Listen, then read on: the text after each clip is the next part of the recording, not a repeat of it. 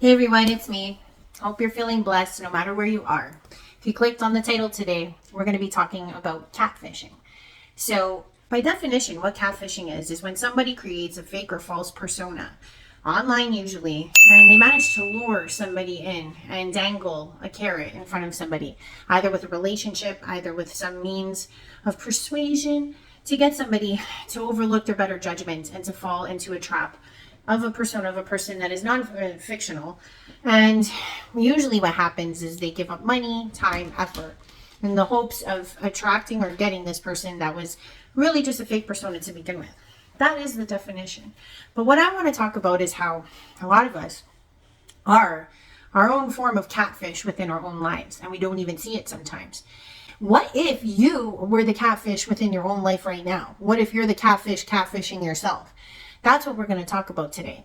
So how this started for me is life experience that I always bring to the table, la mesa, to explain why I start to postulate and ponder about these things. My uncle, for some months now, has been dating a woman online, and the whole family believes that she is a catfish by definition. And my poor uncle has fallen in love with this woman, and over the weekend he asked me to come look in on his mother, gave me a key, and said, please watch over her because I'm going to go meet my love and go get married to her this weekend. I called my mom because I was supposed to meet up with her for dinner, but I was like, no, I got to go look on my uncle's mom. And she was like, oh, why are you doing that? You know that she's not real. And I know that. My aunt had told me about this, and so did some of my cousins, because he had hit them up for some cash so he could give it to this woman or love of his life, right? But my mom was like, why didn't you say something? With the level of discernment you have, what is it, or why didn't you try to stop him or tell him that he was wrong, etc., etc.? The phrase that came over my mind when he was telling me of all this scenario, I wanted to chime up a bunch of times, like, don't get me wrong, but all I kept hearing was Jesus's line, ye who has not sinned, cast the first stone. And I kept hearing that all through the time my uncle was going off. We're talking like an hour conversation about the love of his life. And I kept hearing that phrase, ye who have not sinned, cast the first stone. And I sat there, and as my uncle was talking, I went through my Rolodex in my own mind. And I thought of all the different scenarios where I myself have been catfished in one way, shape, or form, and how I've seen catfishing occur in different perspectives, and how we do this to ourselves and we don't even know it sometimes. Scenarios of why I couldn't say anything to my uncle, because I too have been catfished. Not in the general senses that you might think, but we've all shared in some of these together, so I want to speak to it. The first catfish that all of us, most of us, ever encounter is when we're preteen. How many of us, raise your hand, have put a idol of some sort on, plastered it in posters all over our room? When we were that young, we felt like, I'm going to marry for me it was JTT, Jonathan Taylor Thomas, the star of Home Improvement. And I had so many pictures of this guy when I was like 12 and 13. And in my mind, I thought, oh, me and JTT are going to be together. Now you might be saying, why would you call this a catfish? And I'll explain why. Because I, as the watcher of this show, was in love with the persona. I was in love with Jonathan Taylor Thomas performing as a character in the show Home Improvement. I wasn't actually in love with who Jonathan Taylor Thomas was, never got to meet the guy, but I was in love with a persona, a fake persona, someone that didn't exist. And that is by definition what a catfish is. So most of us fall in love at the very beginning with a catfish, where we fall in love with a persona. It could be an idol, it could be a singer, it could be a football player, etc. We never really know who the person is. We just see who their persona is and we fall in love with it. Like, I remember thinking he was funny, quirky, had this long hair and dimples for days. He had the same type of humor. He was very sarcastic. He had a lot of comedy to him, and there was just something about him that just hooked me, line and sinker. And I started thinking about that. I was like, most of us have that exact scenario. And it isn't until time prevails that we realize that it is just a fictitious fantasy that our mind creates, but it doesn't stop us from thinking that it could be real someday. We don't allow ourselves to feel shamed by it because we're young. And most people are like, oh, when you're young, you do this and that's acceptable. But when we get older, and this happens in different perspectives, acceptable. there's an intrinsic personal corruption that actually happens that we're not seeing. That same preteen situation happens to us multiple times. And I'm going to explain further what I mean. How I could decipher this again for myself as my uncle was talking was I was brought to another instance where I thought about a time that I was on somebody's program. His name was John Clements. He was a YouTube platformer just like I am. He was a creator of some sort. And to my knowledge, he had a pretty good following. And I knew that John really wanted to be like an it guy or the next mogul. You know what I mean? And I was so fortunate to have him take me on his program. And what I noticed is that when I was on his program, he started talking about political stuff. At the time, they were voting for Trump. And I remember being on this program and him saying to his patrons, like, oh, we're all voting for Trump because he's going to bring back the American dream. And I sat there as a Canadian, and I sat there just as an inquiring mind. I said to him and all of the other watchers, I said, so John, what's the American dream? And he said to me, well, he's like, what Trump's trying to bring back is he's trying to bring back this idea that, like, you know, we're going to go back to a wholesome way of being, much like the 50s, where men could be men and women could be women, and he's going to change the system. And I said back to him and his patrons, because I realized what was really taking place. I was like, here's what the idea is. Okay. He feels like this persona, aka Donald Trump, is going to lure the people in with this phantasmal idea of what the American dream is. And I'm not saying that the American dream is false. What I'm saying is that everybody's perception of what the American dream means is different. So therefore, there is not one standard definition. Everyone could allude to their own makings of what that means. Ergo, it becomes not only a fantasy in some ways, but it becomes this personified idea of what that means. And in a sense, it's a form of catfish, because Trump just puts this vague statement out, lets you run with your imagination of what that means for you, and he's reeling you in with that idea. And you believe he's going to perform it and create it for you.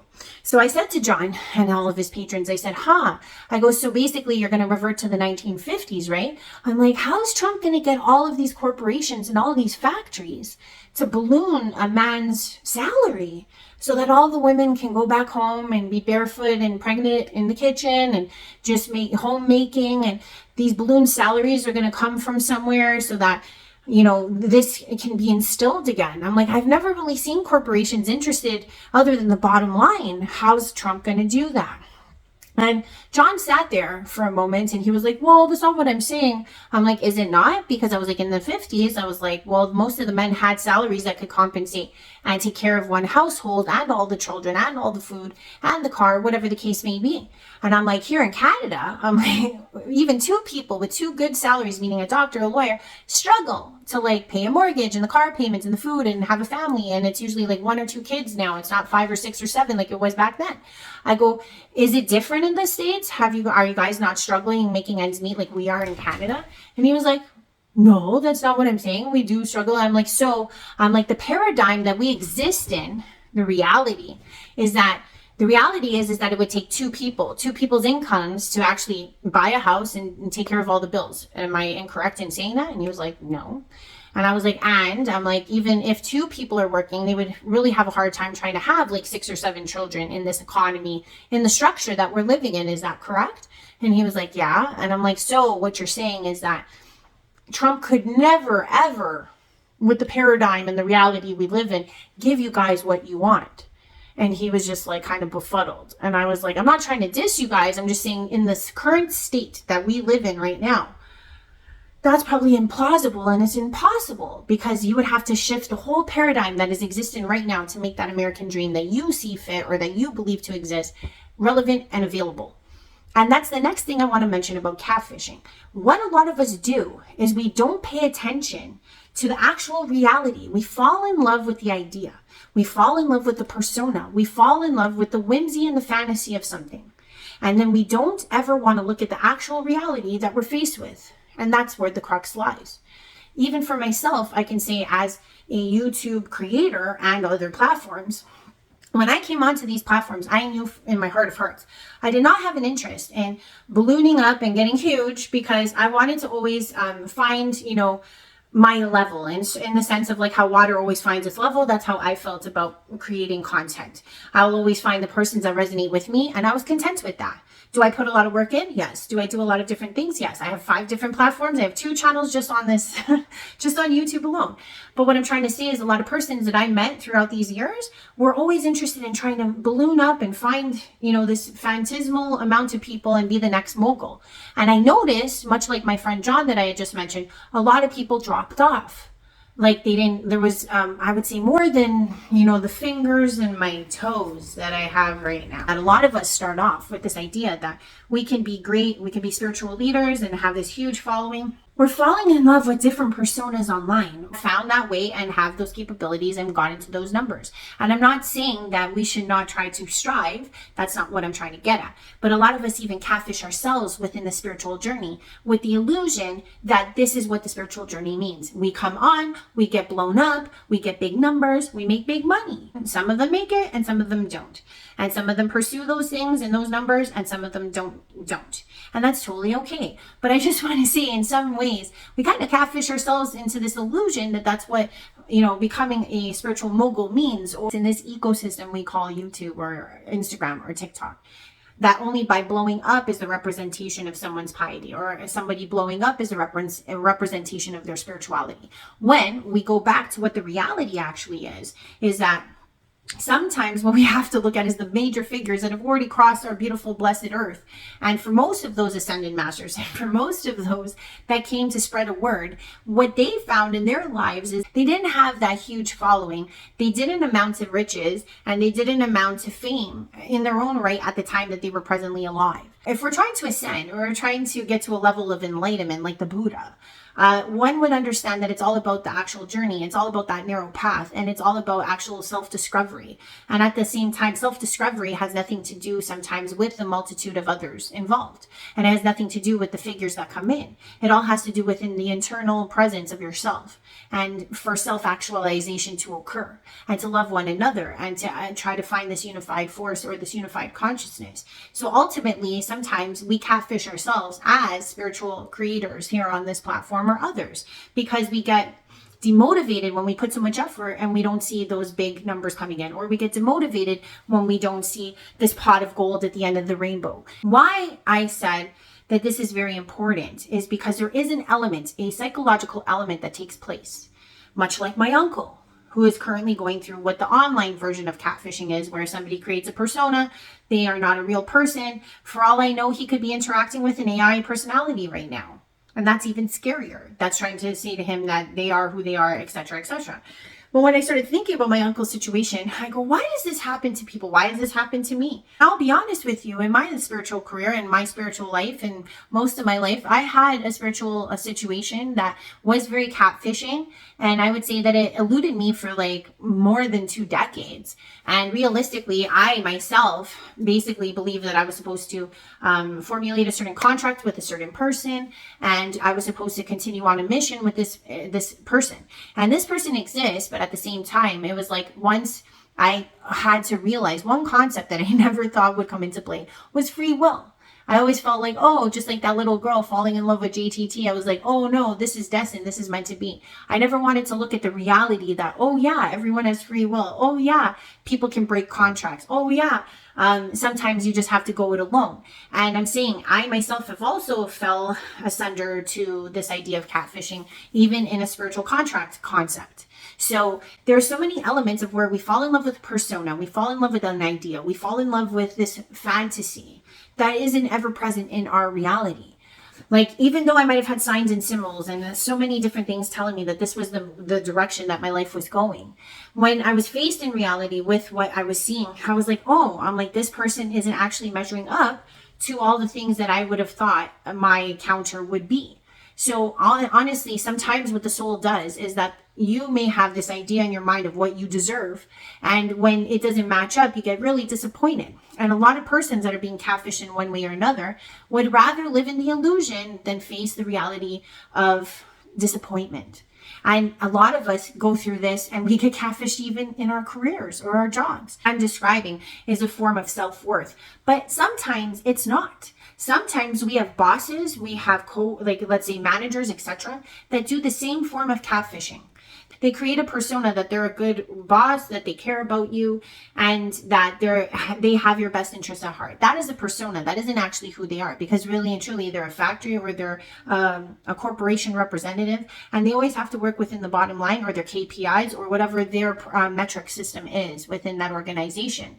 And the thing is that they will catfish workers in the sense that they give them this illusion that they're a better boss than they are. And then at the same time, they'll tell them, oh yes, I'm going to be able to get you that raise. I'm going to get you that promotion. They dangle this carrot in front of their workers and they say to them like, no, you're great. You do great works. You do great things. I love you as a worker, or I care for you as a worker. I have your best interest at heart. I'm going to make sure that you get to A, B, C, and D in your career. And not for nothing, a lot of us fall for this. And why catfishing occurs in so many different dynamics is because of a couple factors. One, right? Sometimes we're not actually scared to break up with the company. We're not scared to break up with the person. We're scared to break up with the idea. We're scared to break up with the fantasy. We're scared to break up with the dream. Because really what happens is that we don't care that we're going to have to give up something. What we're scared to face is that we have given so much time, so much effort, so much money, and we end up feeling sad about the fact about how foolish we look, how embarrassed we feel, and how much it hits the ego. And unfortunately, the ego is such a strong presence in all of our lives. We don't realize that we do this even in more simplistic ways. And I'll give one example, and maybe you guys don't know what I mean, but this is a very good example of this egoic trait that all of us possess. I remember when I was growing up, I live in a city, and there's a lot of different vagabonds or different persons out there that were addicted to different, let's say, hard drugs, okay, be it meth, crack, etc. And all I know is that growing up, because I live in a city, you see these people, these flagrants all around at times. And I remember as a younger kid, I was like, I never want to be in that situation. I don't never want to be like that person. Now, what humans tend to do is they think that they're not susceptible. So as I got older in my 20s or my 30s, I noticed I'd be going to parties and seeing people from high school, college, etc., doing harder drugs. And I would always pose to them, I'm like, are you guys sure you want to do this? Because what if you end up like that? Like a crackhead or a meth head or this head, whatever head. And they were always like, oh no, that's them. That'll never be me. That statement alone, the fact that you don't think you're susceptible, is the reason why catfishing is so successful.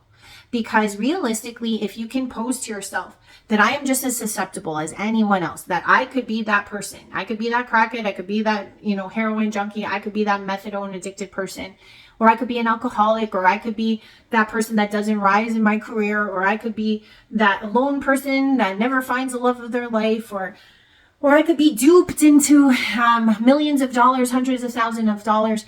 It's the whole premise is there about the susceptibility.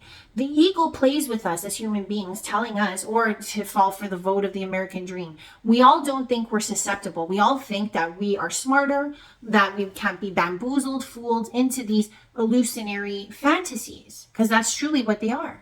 Because the reality is there are people out there that fall into this drug pattern. The reality is that sometimes bosses lie and you won't get the promotion. Sometimes politicians lie and they're using your frailties against you. And sometimes, Jason Momoa isn't waiting in Hollywood to marry you. Because some of these catfishes online fall in love with these figures, just like I did when I was young, falling in love with GTT. And some of us spiritual folk fall in love with the idea of becoming some big religious mogul. And some of us fall in love with this idea that there's a pot of gold at the end of the rainbow. We all fall in love with an idea. We all fall in love with some fantasy that it will never be us. It can't be us. And that's where we're susceptible. Because all I know is that within my life, it didn't matter what the situation was thrown at me. And even in my own catfishing situation, I had to sit and really say to myself, what are the hard truths? What is reality showing me? And if you're somebody who is in a situation similar to any of the ones that I just presented, what you must understand is that you, by saying you're not susceptible, is actually a weaker gesture. To see that you are susceptible, that you are frail, just like any other human being, that you can sin and err. You cannot throw stones. And that was the reason why I couldn't say anything to my uncle, because I had also been in a situation like that before many times in my life, where I got duped, where I thought somebody was different than what their persona was, or I thought their persona was actually them, or I felt like I was going to be, jacked up in my career. Every time you get to a point like this in any form of catfishing is where you're being more injured than what your dream provides. You're being more injured than what could ever come out of something that isn't real. Sometimes a lot of us don't want to look at reality because we know if we face reality, we're going to be in a lot worse of a way, because we have to admit that we were frail. We have to admit that we were susceptible, and we have to admit that we were duped. Is that how you take your power back? Is by realizing that it's happening to you. And to say to yourself, by admitting this one failure, and it can happen to all of us. It can take decades to realize this mistruth. It could take decades to realize we're a catfish. We could have put blood, sweat, and tears into any of these situations, any of these relationships, any of these jobs, any of these careers, these strivings for a fantasy that was never showing us a reality in the real. And it's so much harder to face that than it is. Sometimes I find with catfishes is like, why do some of them never take the money to go and explore and find the person to see if they're actually real? Because somewhere deep down in our hearts, just like you guys and everyone out there, we know what the truth is. Our soul knows what the truth is. But we're not willing to face ourselves. We're not willing to face the soul. We're not willing to see the hard things that we need to say. We want the dream to be true. We want the fantasy to come to life. More than we want to go back to realizing we are in our own reality where these things don't occur and don't happen for us. What kills us is how much time we spent. What kills us is how much energy. What kills us is how many resources. And sometimes what even gets worse is that when we do finally slip the cover of the reality, what do? We double down. We triple down.